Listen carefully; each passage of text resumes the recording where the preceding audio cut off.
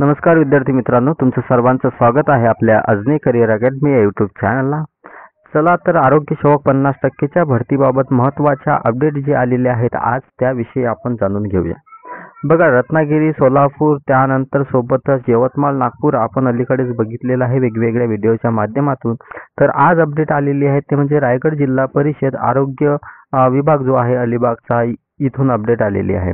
तर सर्वांनाच माहीत आहे की आरोग्य सेवक 50%चा आपला जो रायगड जिल्हा आहे, या रायगड जिल्ह्याचं डॉक्युमेंट व्हेरिफिकेशन झालेलं होतं आणि यांनी यांची अंतिम निवड यादी सुद्धा प्रदर्शित केलेली होती.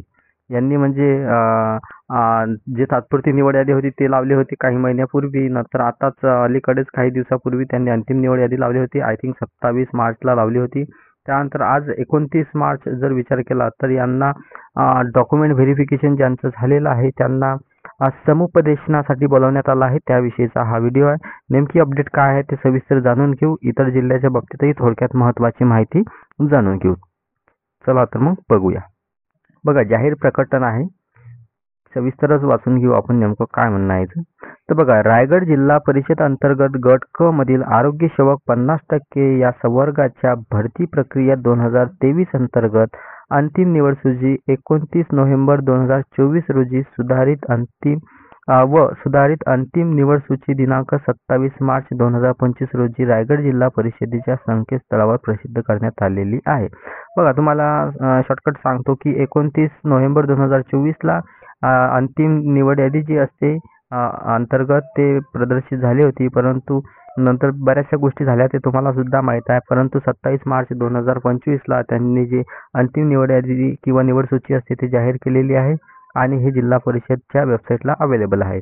सदर अंतिम निवड झालेल्या उमेदवारांना नियुक्ती देण्याकरता, आता हे जे निवड झालेले आहेत त्यांना नियुक्ती देण्याकरता 7 एप्रिल 2025 रोजी सकाळी ठीक 11 वाजता रायगड जिल्हा परिषद प्रशासकीय कार्यालय, कुंटेबाग, तालुका अलिबाग, पोलीस अधीक्षक रायगड अलिबाग यांचे शासकीय निवासस्थानाच्या शेजारी येथे समुपदेशन आयोजित केले आहे.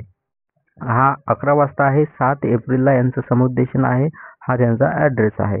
तरी सोबत जोडलेल्या अंतिम निवड सूचीच्या अनुषंगाने निवड झालेल्या उमेदवारांनी उपरोक्त नमूद ठिकाणी व वेळी न चुकता उपस्थित राहावे. समुपदेशनास उपस्थित न राहिल्यास प्रशासनाच्या सोयीनुसार रिक्त पदी नियुक्ती देण्यात येईल व याबाबत नंतर कोणताही सबब विचारात घेतला जाणार नाही. बघा, तुम्ही जर समुपदेशनाला गैरहजर असाल तर तुमची म्हणजे निवड कन्सिडर केली जाणार नाही आणि जे काय म्हणतो आपण त्याला वेटिंग लिस्ट असते त्यातील विद्यार्थ्यांना ती जागा दिल्या जाणार आहे असं त्यांचं म्हणणं आहे. पुढे जर सांगायचं झालं तर तसेच समुपदेशन प्रक्रियेमध्ये उमेदवारांनी कोणत्याही प्रकारचा गैरप्रकार करण्याचा अथवा इतर दबाव आणण्याचा प्रयत्न केल्यास त्यांची गांभीर्याने दखल घेतली जाईल. हे महत्त्वाचं स्टेटमेंट या जिल्हा परिषदेनं दिलेलं आहे. म्हणजे समुपदेशन प्रक्रियेमध्ये उमेदवारांनी कोणत्याही प्रकारचा गैरप्रकार करण्याचा अथवा इतर दबाव आणण्याचा प्रयत्न जर केला तर त्याची गांभीर्याने दखल घेतली जाईल.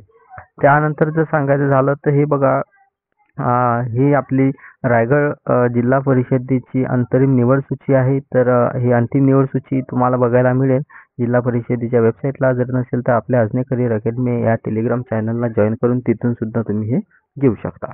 बघा, आता हीच महत्त्वाची अपडेट तुम्हाला द्यायची होती. याच्यापूर्वीच्या जर अपडेट बघितल्या तुम्ही तर बघा, आता एक शॉर्टकटमध्ये रिकॅप घेऊन टाकू आपण.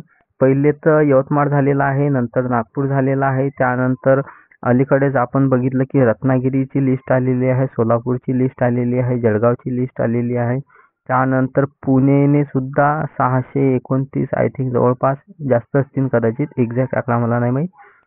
तर 600च्या आसपास विद्यार्थ्यांना कशासाठी डॉक्युमेंट व्हेरिफिकेशनसाठी बघा, पुणे जिल्ह्यातील विद्यार्थ्यांना असं वाटतं सर हे 600 सव्वा 600 जे विद्यार्थी त्यांना बोलावलं तर मग एवढे घेतील काय, तर तेवढे नाही घेत मित्रांनो. 128 जागांसाठीच काय आहे तर ती भरती होती आरोग्य सेवक 50%ची आपल्या पुणे जिल्ह्यासाठी. म्हणून तेवढ्या विद्यार्थ्यांपैकी फक्त 128 लोकांनाच ते घेणार आहेत, परंतु सर्वांचं डॉक्युमेंट व्हेरिफिकेशन मात्र करून घेणार आहे. मग याच्यामध्ये बरेचसे असे असतील की बाहेर पडून जातील ऑटोमॅटिकली.